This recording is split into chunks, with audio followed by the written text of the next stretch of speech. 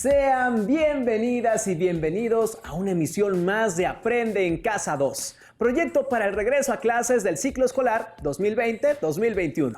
Mi nombre es Enrique Rodal y en esta ocasión tendremos una sesión de la asignatura Ciencias Física. Damos la bienvenida a la profesora Janet Mendoza Romero, que se encargará de guiarnos esta ocasión dentro de la materia de Ciencias Física, dirigida a las alumnas y alumnos de segundo grado de secundaria. Gracias, Enrique, eres muy amable. ¿Qué tal? Soy la profesora Janet. Sean bienvenidas y bienvenidos estudiantes de segundo grado de secundaria y público en general a esta clase de física, esperando que se encuentren muy bien y que sigan cuidando de su salud, manteniéndose en casa y tomando todas las medidas necesarias de higiene para estar sanos y fuertes. El propósito de esta sesión es que ustedes exploren cómo está formada la materia y las teorías que nos han llevado a construir este conocimiento.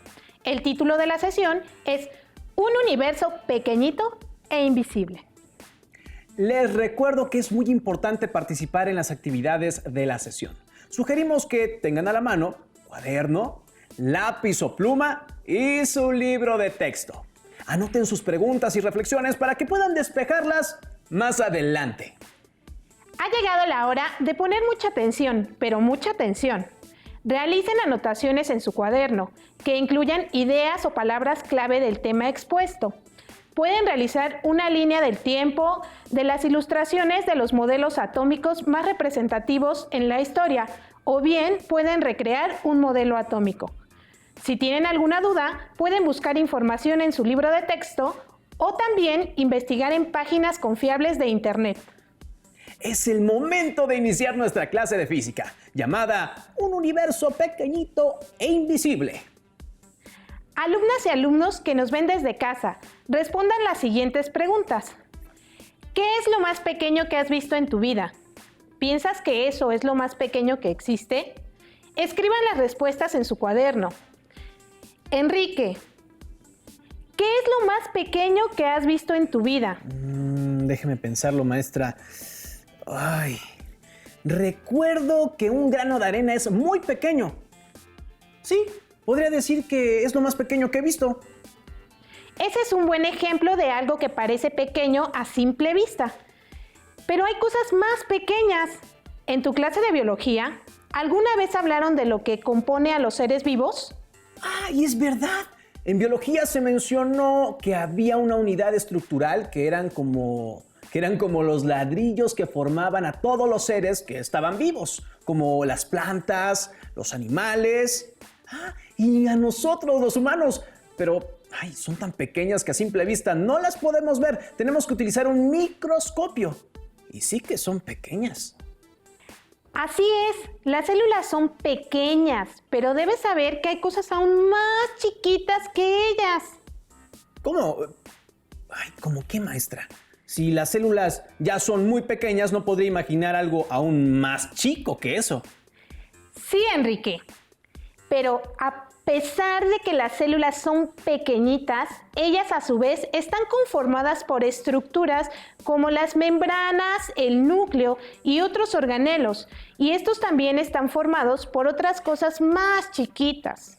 Parece un cuento de nunca, nunca, nunca acabar.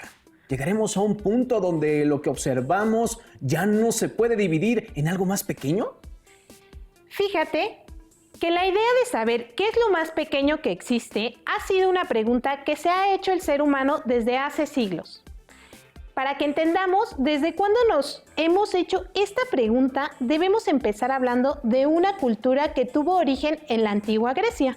Maestra, los griegos son una de mis civilizaciones favoritas, ¿sabía? Gran parte de nuestra cultura tuvo su origen en la antigua Grecia. En esa civilización se desarrollaron las matemáticas, el derecho, la filosofía, la historia, la medicina, la geografía. Ahí se originaron los Juegos Olímpicos y tuvieron gran auge las artes, en especial el teatro, la escultura. Tal vez lo más importante fue que se desarrolló una forma racional de pensar, que buscaba una explicación de los fenómenos, separándola de creencias y dogmas. Una de las cuestiones que intrigaba a los antiguos pensadores griegos era la naturaleza de las cosas, saber de qué estaban hechas y cuál era su origen. Hace muchos años los griegos, Leucipo y Demócrito, hicieron un ejercicio mental. Se preguntaron qué pasaría si tomaban un trozo de materia, por ejemplo, una piedra, y la partían en dos pedazos y luego volvían a partir los trozos resultantes una y otra y otra y otra vez. Ellos teorizaron que no se podía seguir dividiendo la materia de forma infinita, que llegarían el momento en que los pedazos serían tan pequeños que ya no se podrían dividir. Leucipo y Demócrito llegaron a la conclusión de que en algún momento cada objeto que se dividiera tendría que llegar a una partícula tan diminuta que no podría dividirse más. Y a eso le llamaron átomo, una palabra griega que significa indivisible. Ahora sabemos que todo está formado por átomos, partículas muy pequeñas que son imperceptibles al ojo humano. Pienso que los griegos eran muy analíticos, pero no creo que hayan sido los únicos que se hicieran esa pregunta. Es probable que civilizaciones más antiguas que la griega ya hubieran pensado en eso, pero no tenemos registros que lo comprueban. Enrique, ¿quieres ayudarme a realizar una representación de las ideas de Leucipo y Demócrito? Claro que sí, maestra, pero ¿qué debo de hacer?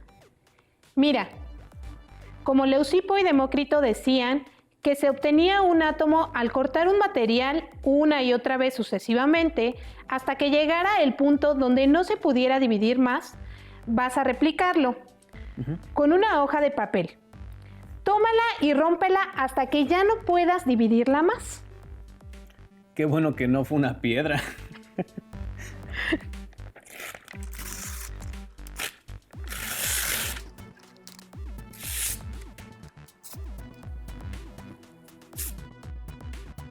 Tengo dedos fuertes. Ay. Listo, entonces según la idea de Leucipo y Demócrito, esto sería un átomo de hoja de papel. Tienes razón. Según ellos, eso sería un átomo.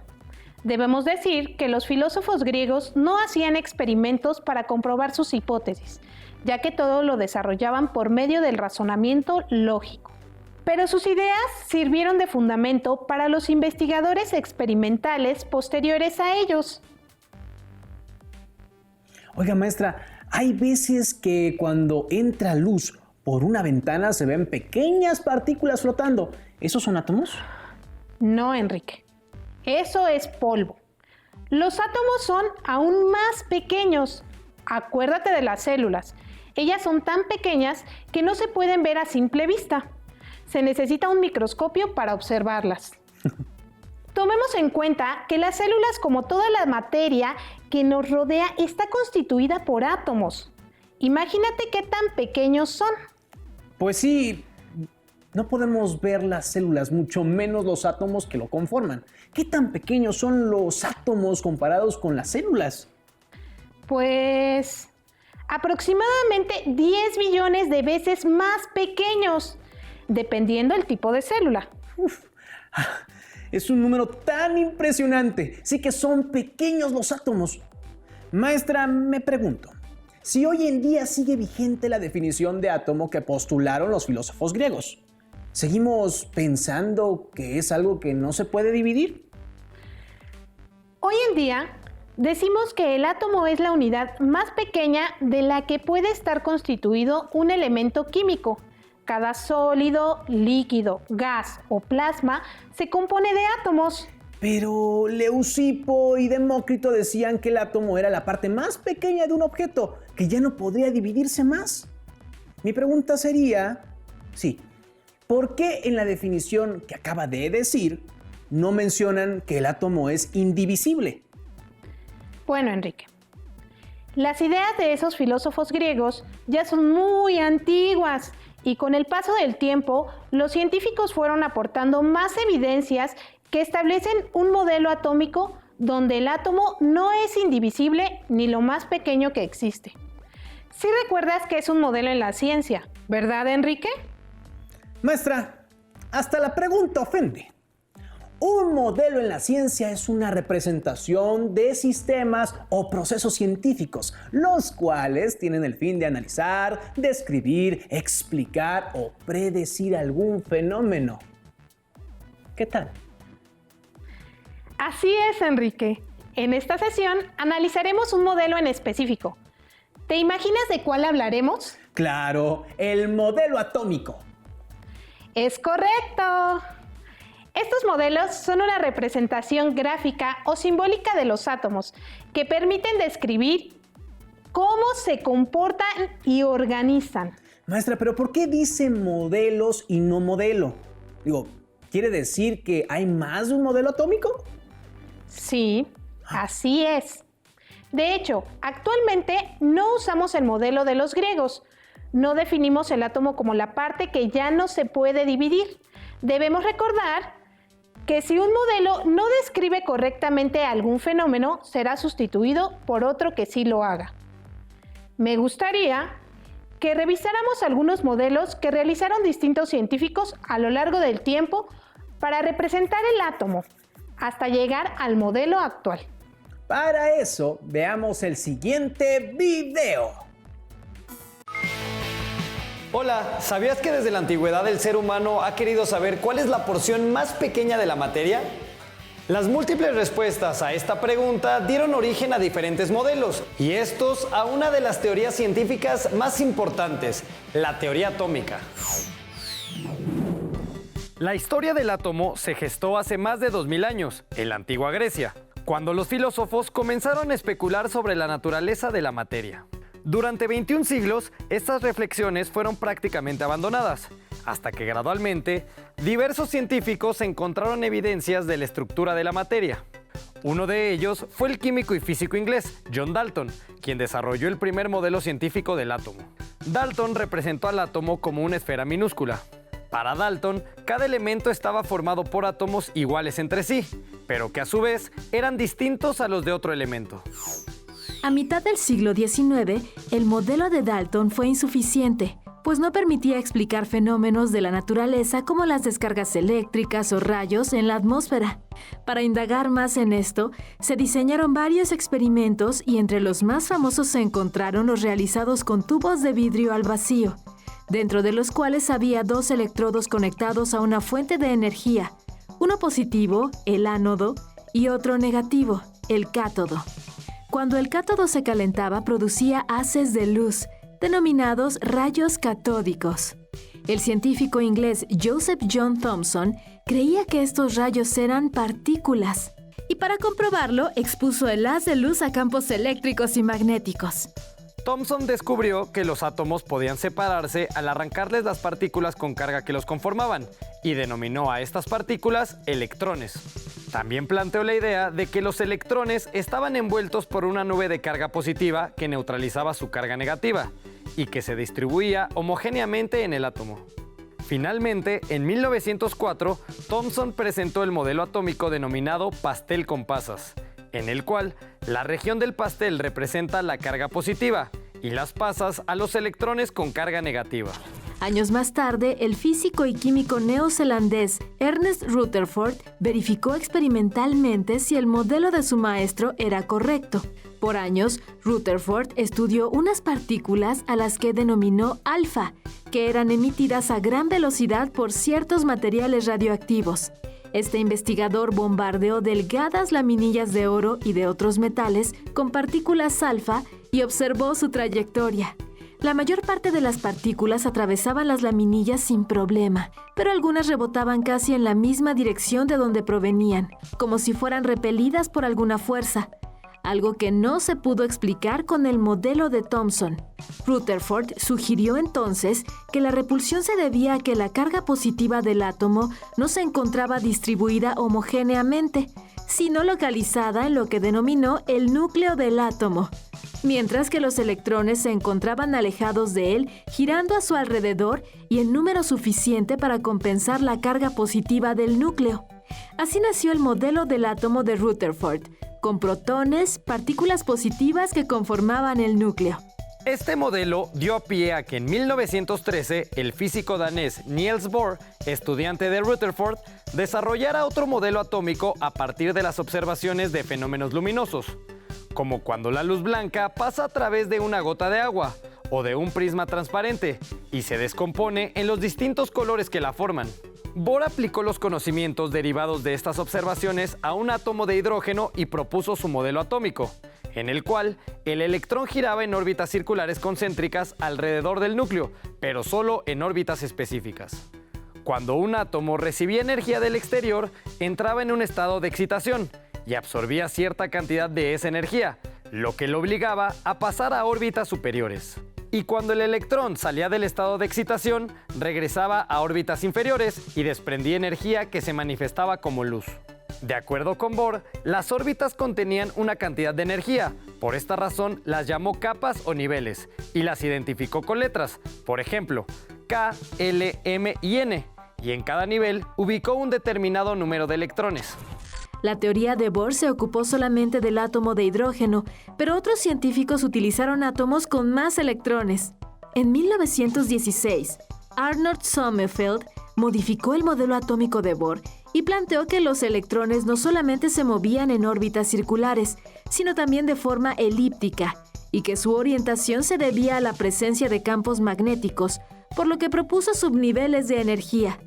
Fueron precisamente los intentos por mejorar el modelo de Bohr los que llevaron al desarrollo de la teoría atómica moderna, misma que tuvo un avance significativo durante todo el siglo XX. Los científicos siguen estudiando la materia y por tanto al átomo. Esto permite que se generen nuevos conocimientos y da pie a que los modelos cambien. Ahora que ya tenemos una idea de cómo eran los modelos que representan al átomo, vamos a revisarlos. ¿Y tú, Enrique? Vas a tratar de representarlos con los objetos que tenemos en la mesa. Me parece perfecto. Muchos siglos después de Leucipo y Demócrito, en 1803, llegó un científico británico llamado John Dalton, que imaginó que los átomos eran como esferas compactas, con tamaños y masas diferentes, y enunció 3 postulados. Dijo: los elementos están formados por partículas muy pequeñas llamadas átomos, que son indestructibles e indivisibles. Todos los átomos de un elemento son iguales y poseen el mismo peso, mientras que los átomos de distintos elementos, además de ser diferentes, tienen distintos pesos. Los átomos se pueden unir para formar compuestos. Bueno, Enrique, es tu turno. ¿Cómo representarías el modelo atómico de Dalton? Usaré canicas y las usaré de diferentes tamaños y colores. ¡Tarán! Por ejemplo, estas canicas representan al oxígeno y estas otras, ahí les va, al carbono. Muy bien. Ahora continuemos con el científico Joseph Thomson. En 1909 realizó experimentos con un tubo de rayos catódicos, los cuales le permitieron ver que existían partículas negativas dentro del átomo, a las que llamó electrones. Pero también sabía que el átomo no tenía carga, así que para neutralizar esas partículas necesitaba haber cargas positivas. En su modelo, proponía que el átomo era una esfera de carga positiva y que los electrones estaban metidos en ella, como las pasas en un panqué. Por eso se le conoce como el modelo atómico del panqué de pasas. ¡Ay, un panqué! ¡Qué rico, maestra! ¿No tiene entre sus materiales uno? Porque la verdad es que ya se me antojó, ya me dio hambre. No, justo lo olvidé en casa. Bueno, ni modo. Pero después de que Thomson propusiera este modelo, la idea de Dalton de que el átomo es indivisible quedó obsoleta, ya que fue descubierto el electrón. Por lo tanto, el átomo ya no es indivisible. Así es. ¿Cómo lo representarías? Recuerda que no tenemos panquecitos. Uy, panqué. Este modelo decía que el átomo es una esfera de carga positiva. Tomaré esta pelota. Le dibujaré el signo de positivo.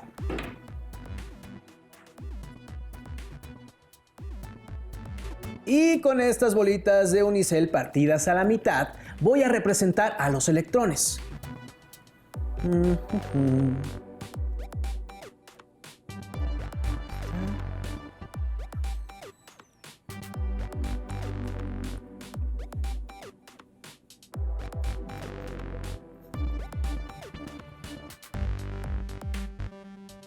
Aquí está mi modelo del panqué de pasas. Te quedó muy bien, Enrique. Ahora ya no tendrás que construir los modelos. Yo pondré en la mesa distintos modelos atómicos ya elaborados y al describirlos tendrás que elegir uno y explicar sus características con tus propias palabras. Está bien, pero si lo hago bien, me tendrá que comprar mi panqué de pasas. Está bien, pero deberás esforzarte. Ahora vamos al año de 1911 con el científico Ernest Rutherford, que al hacer experimentos con una lámina de oro descubrió que el átomo tiene una parte en el centro donde concentra casi toda su masa. Tiene carga positiva, a este le llamó núcleo. También, con sus experimentos, se teorizó que existía un par de partículas más que componían el núcleo de los átomos. Una con carga positiva, a la que se llama protón, y otra sin carga, el neutrón. Y que alrededor de ellos se encuentran girando los electrones con carga negativa. A su modelo se le llamó modelo atómico planetario. Con esta información puedes elegir cuál de estos modelos es parecido al que proponía Rutherford. Creo que es este. Pues decía que el átomo tiene un núcleo con cargas positivas y alrededor se encuentran las cargas negativas girando en órbita. Muy bien. Ya casi te ganas el panqué. Ay, sí. Continuemos, maestra. Ya me lo estoy saboreando. En 1913, Niels Bohr, que era alumno de Rutherford, continuó con los experimentos y propuso que los electrones se desplazaban alrededor del núcleo como un pequeño sistema planetario y enunció 3 postulados. Los electrones se mueven alrededor del núcleo en trayectorias definidas, llamadas órbitas. A cada órbita le corresponde un nivel específico de energía. Los electrones se pueden mover de un nivel a otro si absorben o emiten energía. ¡Perfecto! ¿Cuál es el modelo que corresponde con lo que acabamos de decir? Pues es este, maestra. Donde los electrones se mueven de una órbita a otra pasando de nivel. Pero, ¿es el modelo atómico actual? Porque ya no hay más modelos en la mesa. No, Enrique. Ahora vamos a ver el modelo atómico más reciente. Este se construyó a partir de la mecánica cuántica y fue diseñado con aportaciones de varios científicos. Maestra, esto ya empieza a sonar muy complicado. La mecánica cuántica es la teoría que nos dice cómo se comporta la materia a niveles subatómicos, es decir, dentro de los átomos. En los modelos anteriores, se proponía que los electrones se movían muy parecido a los planetas alrededor del Sol, pero ahora lo interpretamos ayudándonos de la probabilidad. ¿Cómo es eso, maestra? ¿No podemos saber a ciencia cierta dónde están? Así es. Los electrones se pueden encontrar en ciertas zonas permitidas, dependiendo de la energía que tengan, y estos lugares ya no son órbitas. Es un modelo matemático muy complejo y de hecho solo se ha explicado ampliamente para el átomo de hidrógeno. Para elementos más complejos se hacen aproximaciones matemáticas. Eso sí se escucha muy complicado. Ahora entiendo por qué no se puede representar tan fácilmente. Así es, Enrique. Espero que con lo que vimos en esta sesión vean que la física no está compuesta por leyes que no cambian. A lo largo de la historia se han descubierto nuevos conocimientos que vienen a revolucionar lo que sabemos. La ciencia está en constante cambio. ¿Qué te pareció el tema del día de hoy, Enrique? Muy interesante. Ahora sí me quedó más claro lo que es el átomo. Es la unidad más pequeña con la que están formados los elementos. Sí son divisibles porque están formados de partículas cargadas. Las cargas positivas, junto con las neutras, se encuentran en el núcleo del átomo, mientras que los electrones están en regiones permitidas por sus niveles de energía alrededor del núcleo. Muy bien, Enrique. Ahora sí te ganaste no uno, sino 2 panqués. ¡Ay, sí, qué rico, qué rico! Y van a ser de pasas, ¿verdad? Porque también quiero de chocolate. Después de toda la información que hemos revisado, retomen las respuestas que escribieron a las preguntas que hicimos en un inicio. Estas fueron: ¿qué es lo más pequeño que has visto? ¿Piensas que eso es la cosa más pequeña que existe?